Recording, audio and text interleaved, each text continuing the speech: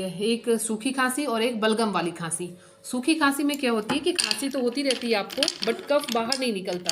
उस केस में क्या करना है, ये बतासे ले लेने हैं 4 से 5, और हर बतासे में 4 से 5 ड्रॉप जो है वो नारियल के तेल की डाल लेनी है। अभी सर्दियों का मौसम है, थोड़ा सा इसको मेल्ट करेंगे और 4 to 5 ड्रॉप्स इसमें नारियल के तेल की डाल देंगे। 4-5 बतासे, 4 से 5 ड्रॉप हर में नारियल के तेल की, और इसको इस तरह से आप खा लेंगे 4 से 5 बतासे एक साथ।